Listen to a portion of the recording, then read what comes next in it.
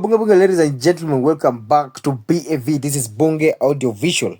So, this is all the place that we discuss what's happening in the society with facts, insights, and of course, the unfiltered truth. So, today's episode is a bombshell and one that exposes the murky intersection of politics, religion, and the old-fashioned bribery.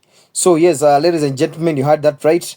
We have a video showing Mr. Lamech, the personal assistant to Bonchari MP Charles Onyonke, allegedly handing out cash to people inside a church. Anapeana handouts hapo. The way this behavior, or rather this culture of giving handouts to the common mwananchi so that you can be able to endear yourself to the common mwananchi, so that you can be able to buy their hearts, unaona, so that you can be able to manipulate them in a way that will ensure that at the end of the day you can be able to play the long game and emerge victorious, and you leave them suffering. Is a very is a very let me say is a very what should I say, is the highest form of backwardness I've ever seen by any government, or rather by any leaders in a certain in a certain country. So now, before we dive into this, let me just give you a groundwork of whatever I'm talking about. So you've seen the video. So for those who may not be caught up, the relationship between President Ruto's administration and the church. Now, right at this particular moment, I'm talking about the church government fallout. So you know the relationship between the President Ruto's administration and the church has been on the rocks, and back in 2022, churches played a very significant role in mobilizing support for this government, with many religious leaders vouching for the promises made. And fast forward to 2024, what do we have? A bitter fallout. You get? So the church leaders now claim that many of those promises have not been fulfilled. And since there is a sense of betrayal, a feeling that they were used as a stepping stone to power and they abandoned and then later abandoned, I think right now most of the pastors and members of the clergy wanajaribu kupewa pesa na these big political figures in this country of ours, but ultimately wana revoke, or rather wanarudisha, because they know that these guys are actually trying to buy them out, which is a mistake they won't manage, or rather they won't afford to make for the second time, or rather the third time, because story ya kupeana handouts imekuwa inafanya since time immemorial. And now with the 2027 elections slowly creeping in, I think some leaders are clearly desperate to mend the ties with the church, because wanafeel ni kama church ndo inapeanga watu numbers, because religion and politics, I think, go hand in hand, and religion is as old as politics, and for one to survive, it means one must be able to come in handy in needy moments, or rather in moments of need, rather than desperate moments. So how do you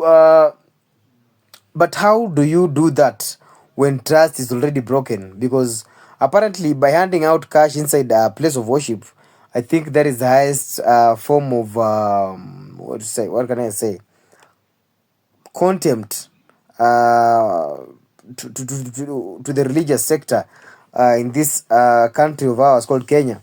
So talking about the video, after we've seen Mr. Lamech, the PA to Bonchari MP, who was allegedly distributing money to the church members, I think the setting, we were able to see it's a holy place where people came for spiritual guidance and not political manipulation.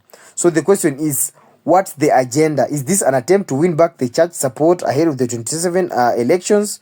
Or is it a desperate strategy to buy loyalty? Or is it just business as usual in Kenyan politics? Because most of the politicians wanapenda kupeana hizi handouts, and I think there is a time they say that the reason as to why most politicians give out these handouts to the Kenyans is to ensure that you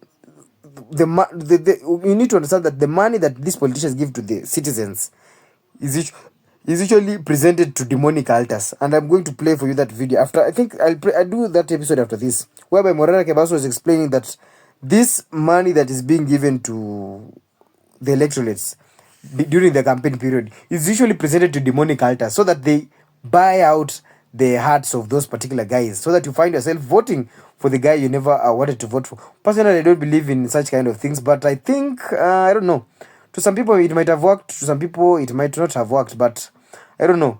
So what has really changed? So what makes this even more shocking is that many of these same people taking the money were out in the streets just months ago.